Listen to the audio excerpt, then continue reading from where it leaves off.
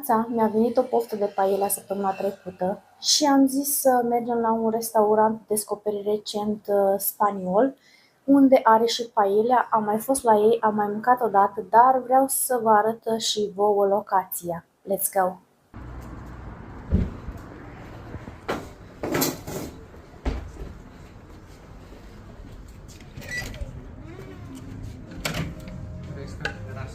Nu știu. Putem sta cu deschis. Cocktails menu.